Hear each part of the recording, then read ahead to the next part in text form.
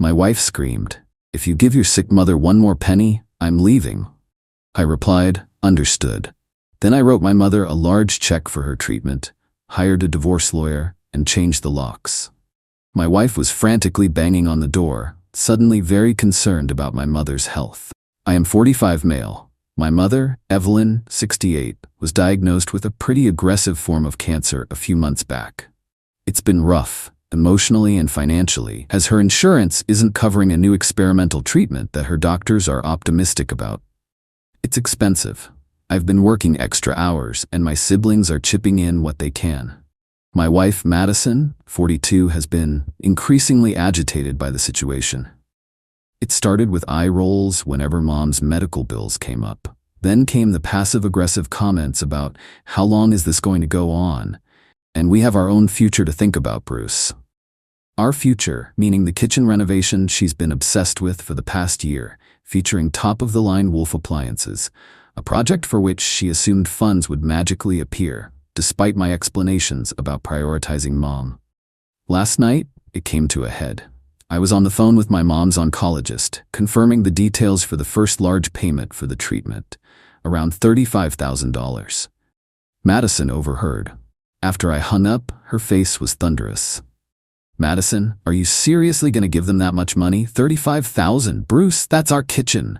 That's the down payment for the new cabinetry I picked out." Her voice was already rising. "Me, Madison, this is my mother's life. The kitchen, which we haven't even budgeted for yet, can wait." I kept my voice even.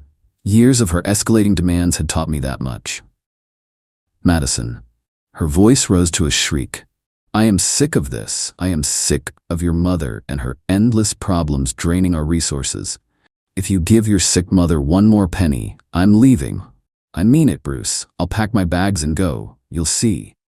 She clearly believed this was her trump card, the one that always made me back down. I looked at her, really looked at her, the woman I'd been married to for 12 years. And in that moment, the years of growing disillusionment, of her relentless self-absorption, just solidified into a cold, hard resolve.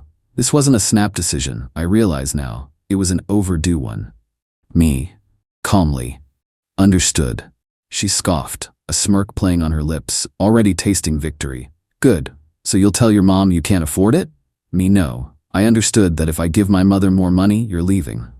I walked to my desk, opened my checkbook, and wrote a check to the oncology clinic for $35,000 from my personal inheritance account. An account that is solely mine, left to me by my grandparents. A fact I've had to reiterate to Madison multiple times when she's referred to it as our little nest egg. She watched, her smirk faltering slightly, replaced by a flicker of disbelief. Then I picked up my phone. First call, my mom. Told her the payment was being sent, that she shouldn't worry. The relief in her voice, that was everything. Second call, a divorce lawyer, Mr. Davies, whose name a colleague had given me a while back during a particularly bad patch with Madison. I'd hoped I'd never need it. I left a message requesting an urgent consultation, citing extreme circumstances. Third call, a 24-hour locksmith. Explained the situation briefly. They said they could come in the morning. Madison stood there, her expression shifting from disbelief to a dawning furious horror. What are you doing?" Me, "You said if I gave my mother another penny, you'd leave. I gave her considerably more than a penny. I'm just facilitating your stated intention." A small, weary part of me felt a sliver of pain for the marriage that was, but it was overshadowed by a profound sense of finality. I slept on the couch, a restless, charged sleep. This morning, Mr. Davies' office called back. He could see me mid-morning. While Madison was at her extended yoga class and smoothie session, a non-negotiable part of her schedule, the locksmith came. Locks changed. When Madison returned humming to herself, her key didn't work. I opened the door just enough to speak to her. Her face went from confused to indignant. "Bruce, what is this? I can't get in." Me, "You said you were leaving. I've acted accordingly. Mr. Davies, my lawyer, whom I've just retained, will be in touch with you or your legal counsel regarding the equitable distribution of marital assets and the supervised retrieval of your personal belongings." Madison, stunned silence for a beat. Then theatrically, You can't be serious. Bruce? My clothes are in there. My new skincare line. My juicer." The juicer, of course. Me, you'll get your personal property through the proper legal channels. Then, as if a switch flipped, her voice became saccharine, dripping with a concern so fake it was almost comical. Madison. But, your mother? Evelyn, how is she? Is the treatment, is it going okay? I've been so worried. I just looked at her, the performance almost impressive in its audacity. She's as well as can be expected. Thank you for your sudden and transparent concern. Closed the door. The frantic banging started a few minutes later, along with a string of texts and calls. I haven't answered. My phone is now on silent, except for Mr. Davies. This is real, and despite the turmoil, there's an undeniable feeling that a heavy, suffocating weight is beginning to lift. Update 1. It's been just over a week since D-Day, Door Day. Thanks for the messages of support. It's helped to know I'm not navigating this entirely alone. Mr. Davies is as sharp as they say. During our first meeting, he was direct. He said my quick action was good, but warned that Madison's sense of entitlement would likely mean a fight. He immediately sent a formal retainer agreement to me, and once signed and returned, he began work. He also advised me on how to communicate with the bank regarding the joint household account, the one primarily funded by my salary but which Madison used for bills and her discretionary spending. Following his advice, I informed the bank in writing of the separation and pending divorce, requesting they flag the account for unusual activity and require dual authorization for any large withdrawals until a formal legal agreement or court order was in place. The banging on the door stopped after the first day, but the calls and texts from Madison, her sister Brittany, and even her mom, Frances, were relentless for a few days. Brittany, Madison's older sister, always quick to defend Madison's worst impulses. Bruce, Madison is a wreck. You can't just throw her out like yesterday's trash. It was a fight, people say things. Me, Brittany, Madison issued an ultimatum she clearly expected me to fold on. I didn't. She's currently staying with you, so she's not on the street. She needs to retain legal counsel. Frances, Madison's mom, whose disappointment in Madison only marrying me has always been palpable. Bruce, this is an appalling way to treat your wife, after all the years she's given to making a home for you. What about her valuable possessions? Her designer bags? Her shoe collection is extensive. Priorities, right? Me. Frances, Madison will be able to retrieve her legally recognized personal property once her lawyer coordinates with Mr. Davies for a supervised date and time. Madison herself left a series of voicemails, a roller coaster of tearful pleading and furious indignation. Madison, Bruce, you monster! How could you be so cold? After everything I've done for us, I put my life on hold for you, and now you're trying to leave me destitute, and poor Evelyn. I was just overwrought about our finances. You know how I get. Of course, I care about her. You have to let me back in. My fret linens are still on the bed. Put her life on hold is rich, considering she chose not to work after our first year of marriage. The bank manager called me late last week. Madison had indeed tried to clear out the joint household account.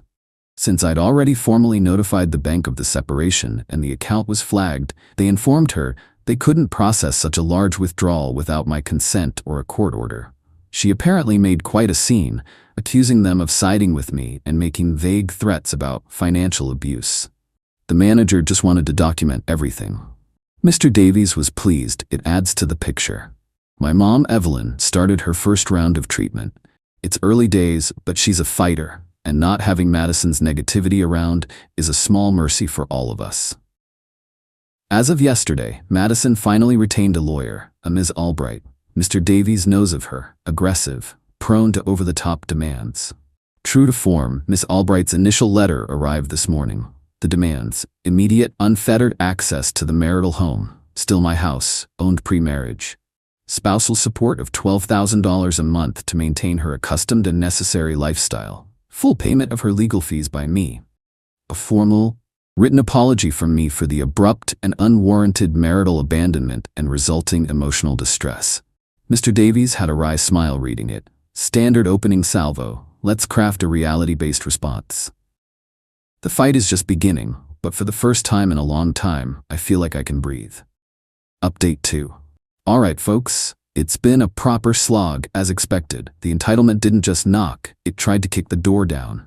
Miss Albright, Madison's lawyer, and Mr. Davies exchanged several increasingly pointed letters. The demand for 12 cows month spousal support was met with a detailed financial disclosure from my end as required, proof of the house being a premarital asset, and a counteroffer for very modest, time-limited rehabilitative alimony, contingent on Madison actively seeking employment and providing proof of such. This, predictably, did not go over well. Madison's next move was a low blow, even for her.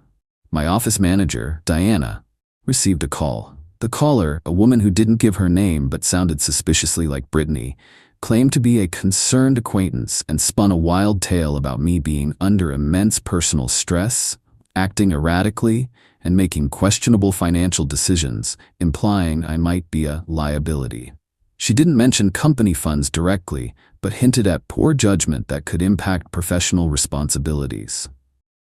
She likely got Diana's name in direct line from Madison, who knew Diana was my longtime trusted manager. Diana, thankfully, has known me for nearly 2 decades. She documented the call, informed HR as per protocol, and then told me.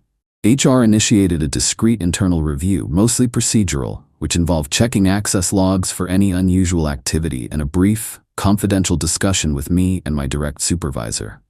It was stressful, but everything was found to be in order, and the matter was closed within a week. However, it was a clear attempt to destabilize my career. Mr. Davies was furious on my behalf and added it to our growing file of Madison's bad faith actions. Then came the much disputed retrieval of personal belongings. Miss Albright insisted. Mr. Davies agreed on the condition of a very specific limited time frame, supervised by a paralegal from his firm, Natalie, with me absent. He also had Natalie equipped with a body camera for documentation, a precaution that turned out to be invaluable. Madison arrived with Brittany and Francis in tow. According to Natalie's detailed report and the camera footage, which Mr. Davies later reviewed with a grim expression, they didn't just stick to packing Madison's extensive wardrobe and beauty products. Francis was seen trying to discreetly pocket a small, antique silver box belonging to my late grandmother from the guest room. Brittany loudly proclaimed that a set of my noise-canceling headphones were definitely a gift for Madison. Madison herself directed them to try and take several expensive art books I'd collected over years, and then the new 65-inch TV from the living room, insisting she chose it, so it's practically mine. Natalie, a calm but no-nonsense individual, had to repeatedly step in, reminding them of the terms of the retrieval and pointing to the list of disputed items. When they started to unplug the TV, Natalie firmly stated that if they attempted to remove items not clearly Madison's undisputed personal property, she would have to pause the retrieval and involve the police, per her instructions. There was a lot of muttering, glares, and dramatic sighs, but they backed down on the larger items. Natalie ensured the body cam captured Francis being told to leave the silver box. They left with an astonishing amount of clothing, shoes, makeup, and yes, the juicer. The revenge, or the unfolding of natural consequences, the bad faith tactics, and the attempted overreach during the retrieval significantly weakened Madison's position. The house, Mr. Davies used the premarital status and my sole contributions to its upkeep. He offered a nominal sum for any debatable increase in marital value. Ms. Albright postured, but when Mr. Davies indicated he was prepared to countersue for legal fees based on the slander attempt and the bad faith negotiation, her tone became more conciliatory. They accepted our modest offer. Spousal support, the slander attempt against my career, was a massive own goal. Mr. Davies argued it demonstrated Madison's willingness to actively sabotage my income rather than seek a fair settlement. The judge at a preliminary hearing for interim support was visibly unimpressed by this and Ms. Albright's continued high demands. Madison received a greatly reduced, very short-term rehabilitative alimony with a stern admonition from the judge about the necessity of becoming self-sufficient. The emotional distress claim, Mr. Davies had it dismissed summarily, citing Madison's own ultimatum and subsequent actions as the primary cause of any distress. The judge agreed. The retrieval incident, the body cam footage was gold. Mr. Davies sent a copy of the relevant clips and Natalie's report to Ms. Albright, along with a formal warning that any further attempts to claim or remove disputed property outside the legal process would be met with a civil suit for conversion and potentially a police report based on the documented attempted appropriations. This effectively shut down further arguments about forgotten items. The inheritance account. The $35,000 payment was from my clearly demarcated inheritance. Ms. Albright tried a weak argument about marital lifestyle being supported by all available funds, but without proof of significant commingling into a primary marital asset, it went nowhere. The divorce was finalized last week. Madison received her personal belongings, the small payout for the house value increase, and the court-ordered minimal, short-term support. She is responsible for her own sizable legal fees. The dream of the Wolf Range kitchen, funded by me, is officially dead. I heard through a mutual acquaintance that Brittany kicked Madison out after a few weeks, tired of her dramatics and refusal to contribute. Francis is likely enabling her to some extent, but is apparently also complaining to anyone who'll listen about how I fleeced poor Madison. The victim narrative is strong with that family. My mother, Evelyn, is responding as well as can be hoped to her treatments. The positive prognosis is a huge relief. Removing the constant stress and toxicity of my marriage has, without a doubt, improved my own well-being and ability to support her. Madison thought her ultimatum was a power move. She was so cocooned in her entitlement that she never conceived of a reality where I wouldn't capitulate. She didn't get a dramatic screaming match from me in the end. She got quiet, legally sound consequences. She wanted to leave. She's left with far less than she expected. And that, more than any loud confrontation, feels like justice. The air in my house is cleaner. I'm finally moving forward.